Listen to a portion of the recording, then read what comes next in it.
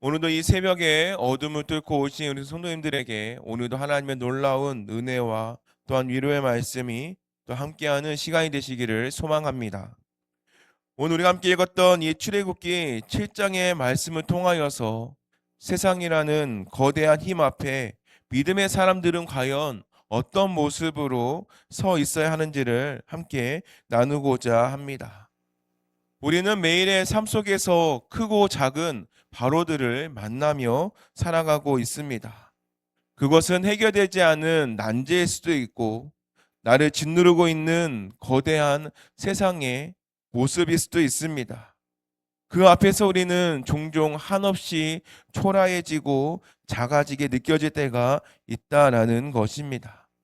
그런데 오늘 이 출애굽기 7장의 말씀은 그러한 우리에게 전혀 다른 영적인 시각을 우리에게 보여주고 있습니다.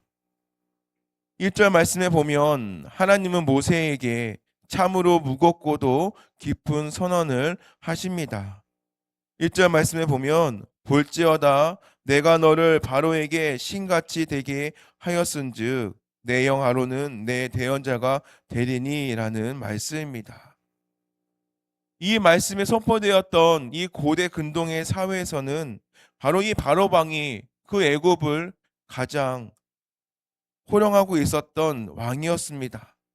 그리고 모세가 마주하고 있었던 그 바로는 한 나라의 통치자이고 또한 태양신의 아들이라고 불렸던 바로 그 바로 왕이었고, 또한 이 당시에는 살아있는 신으로서 군림하고 있었던 절대 권력자가 바로 바로였다라는 것입니다. 그 화려한 왕궁 그리고 압도적인 그 위험 앞에서 노인인 바로 80세가 된 그 모세가 마주하고 있는 것이고, 또한 그의 모습은 바람 앞에 등불처럼 위태로워 보였을 수도 있습니다. 겉으로 보면 이것은 계란으로 바위치기를 하는 꼴의 모습이고 도저히 승산이 없는 모습이다라는 것입니다. 그렇게 모세도 그것을 알고 있었기 때문에 바로 그 앞에서 그토록 주저하고 있었다라는 것입니다. 그런데 하나님의 계산법은요, 인간의 계산법을 뛰어넘습니다. 바로 바로가 신이 아니라 모세야 내가 너를 바로 앞에서 신과 같은 존재가 되게 하겠다라는 바로 하나님의 선언의 말씀이다라는 것입니다.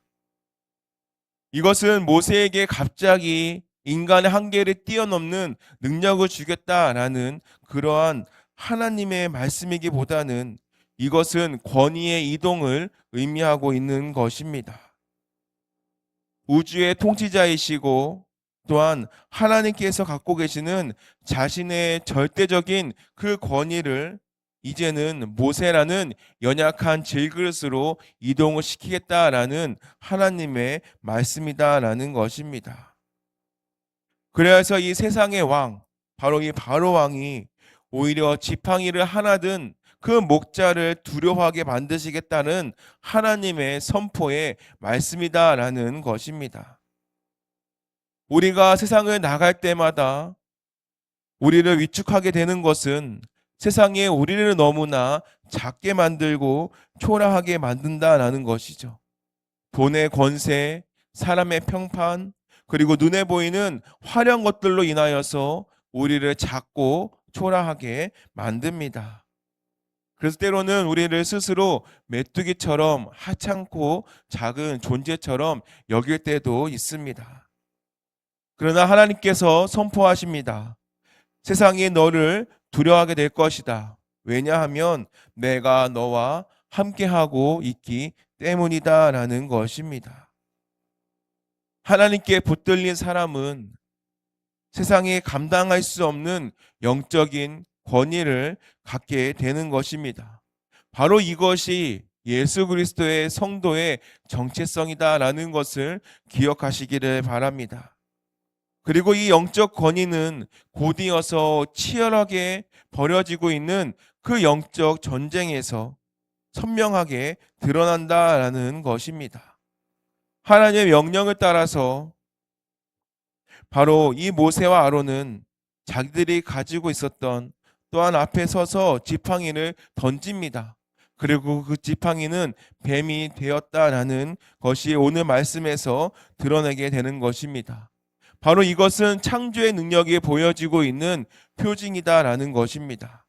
그런데 또한 우리는 여기서 세상의 만만치 않음을 또한 우리는 보일 수 있게 되는데, 바로 애굽의 요술사들도 바로 그들과 똑같이 그들의 술법으로 그 지팡이를 뱀으로 만드는 모습을 우리에게 보여주고 있는 것입니다.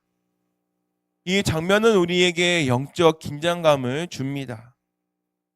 하나님만 기적을 행하시는 게 아니었는가라고 하면서 세상도 능력이 있다라는 것을 보여준다라는 것이죠. 세상의 기술, 돈, 지식, 또한 논리도 사람을 감탄하게 하고, 또한 사람의 그러한 문제를 해결할 수 있는 것처럼 지금 보여지고 있습니다. 바로는 아마 이러한 요술사의 모습을 보면서 안심했을지도 모릅니다. 그 정도는 우리도 할 줄 안다. 너희 신만 특별한 게 아니다 라고 하면서 오히려 세상이 우리를 향해 조롱하고 있는 모습과도 같습니다.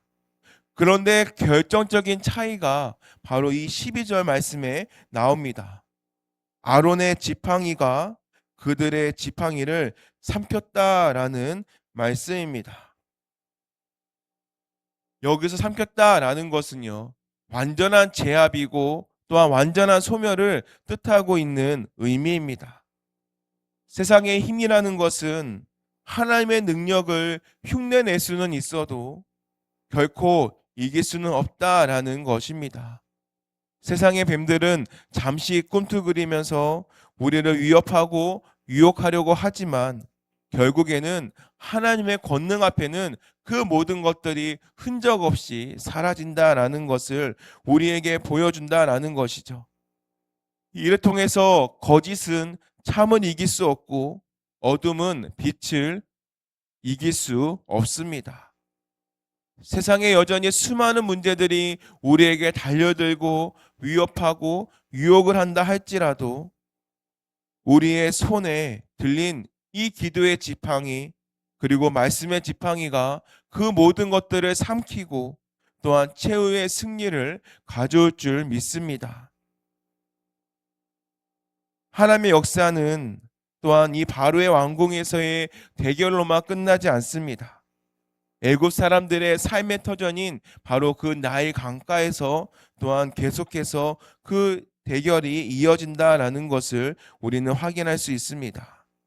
하나님은 모세에게 아침에 나일 강가로 나가는 바로를 맞이하라라고 말씀하십니다.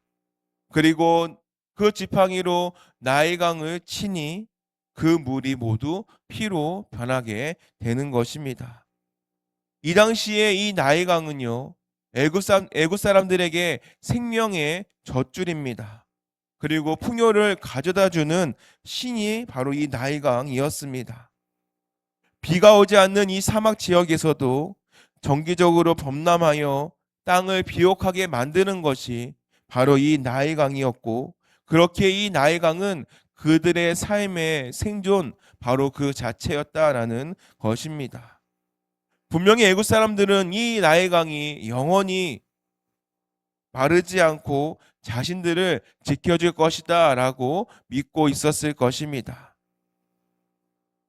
그래서 매일 아침에 바로가 강가로 나간 것 역시도 바로 그 강을 숭배하고 자신의 왕권을 과시하려고 했던 그러한 모습이 바로 이 나일 강가에서 있었던 바로의 모습이다라는 것이죠. 바로 이것처럼 나일 강은요, 그들에게 안정감을 주는 절대적인 지지의 장소였다라는 것입니다. 하나님께서는 그것을 아셨습니다. 정확하게 그들이 의지하고 있는 것, 그들이 사랑하고 있는 것, 그들이 자랑하는 그 대상을 하나님께서 치신 것입니다.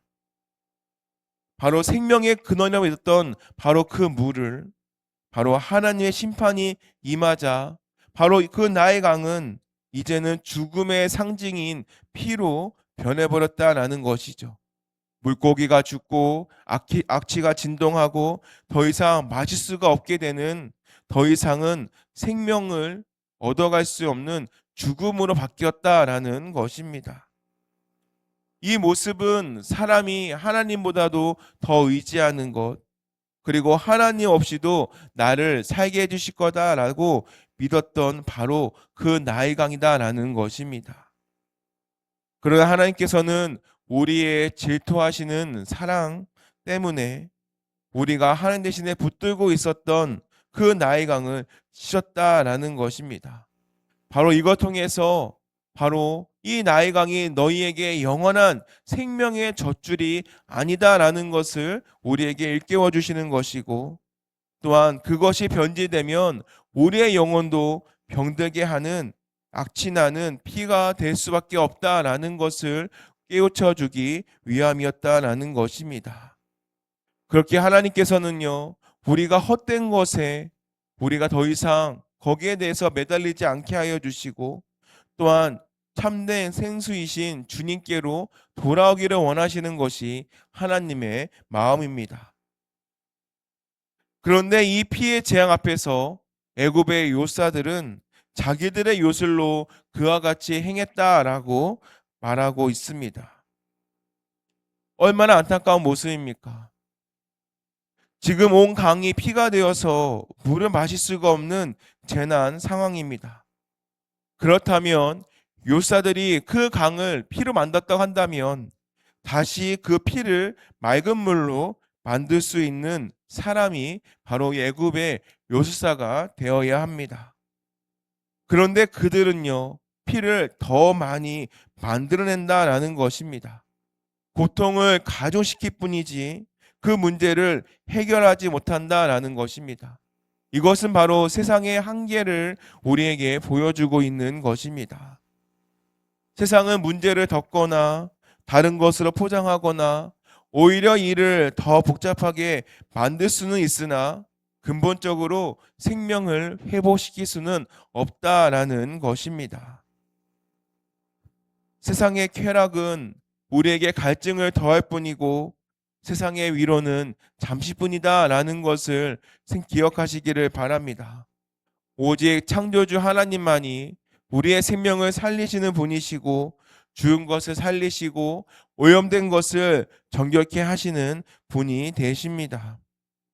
그런데 이러한 엄청난 일을 보고도 바로의 마음은 완악하다라고 오늘 우리에게 말씀하고 있습니다.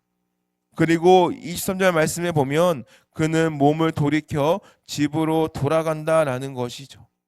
분명히 하나님의 경고의 사인이 있음에도 불구하고 그의 마음은 완악하기 때문에 무시하고 자기의 안락한 그 성으로 다시 돌아가는 바로의 모습을 본다라는 것입니다. 안락한 성으로 숨어버리는 것, 바로 그것은요, 파멸로 가는 사람의 전형적인 모습이다라는 것이죠. 오직 자기만 생각하는 그 바로의 완악한 마음이다라는 것입니다. 그렇게 굳어진 마음들은 결국에는 감각이 없어지게 되는 것이고, 또한 하나님의 손길이 계속해서 그 바로에게 끼어쳐짐에도 불구하고 바울은 전혀 바뀌어지지 않는다라는 것입니다. 우리의 삶에 있어서 하나님의 손길이 우리의 삶을 흔들 때가 있습니다.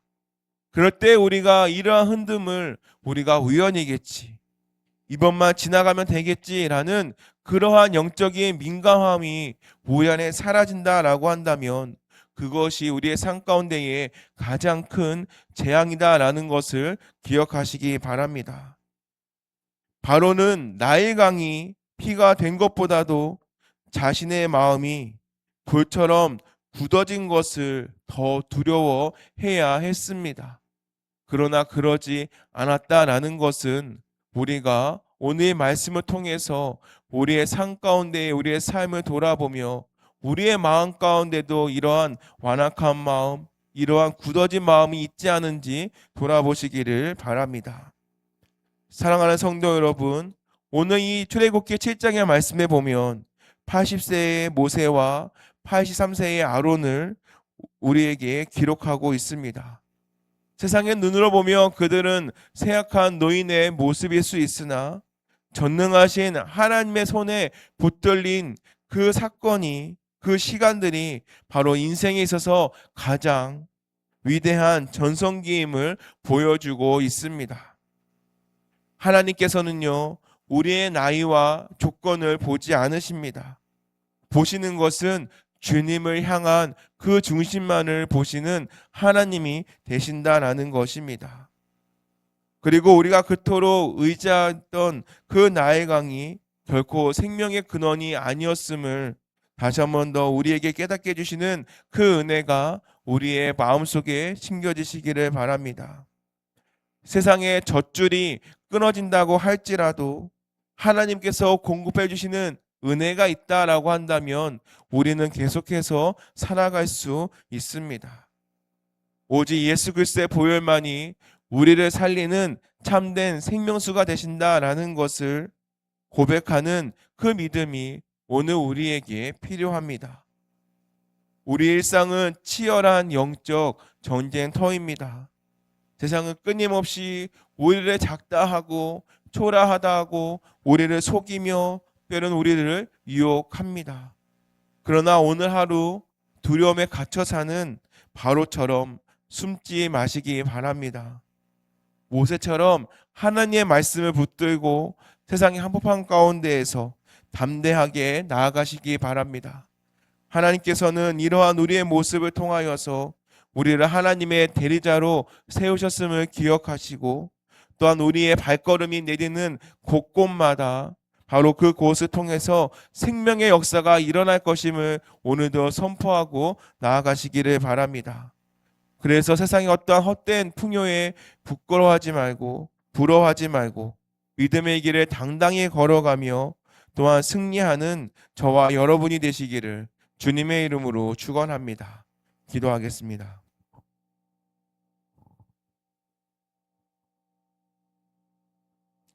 거룩하신 하나님, 오늘 이 아침 출애굽기 7장의 말씀을 통하여 세상의 권세가 아니라 하나님의 권위로 살아가도록 우리를 다시 부르심에 감사합니다.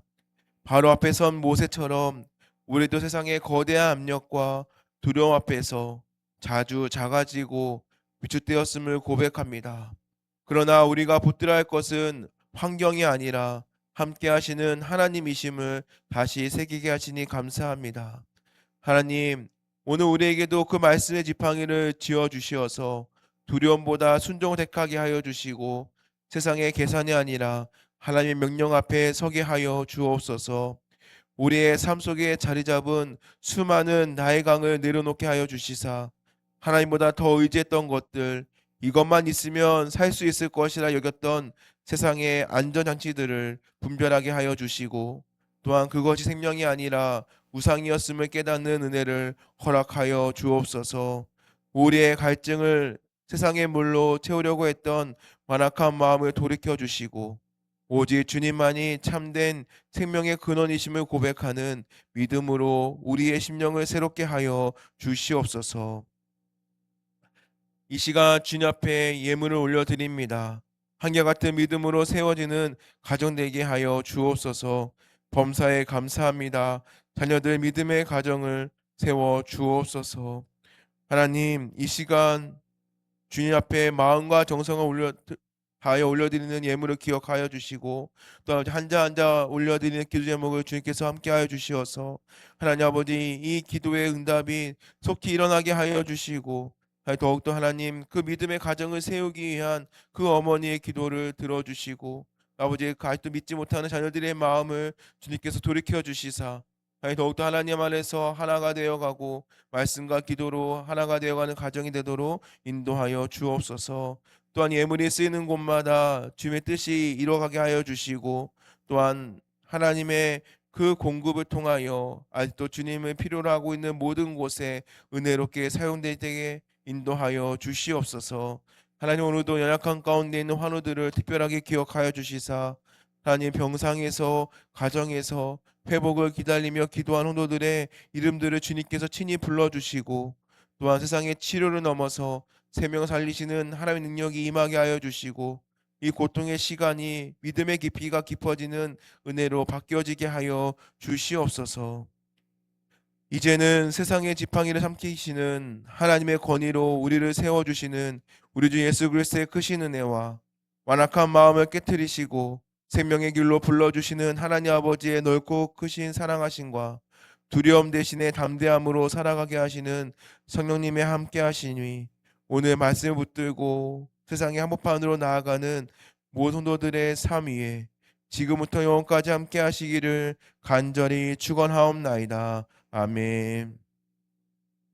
우리가 이 시간 함께 기도할 때에 세상의 크기 앞에서 위축되지 않고 하나님께 주시는 영적 권위를 믿음으로 붙들고 담대히 살아가도록, 또 하나님보다도 더 의지하였던 삶의 나의 강을 내려놓고 참된 근원의 생명이 되시는 주님만을 신뢰하며 살아갈 수 있도록, 또 우리가 가지고 나온 개인의 기도 제목을 가지고 이 시간 함께 기도하겠습니다.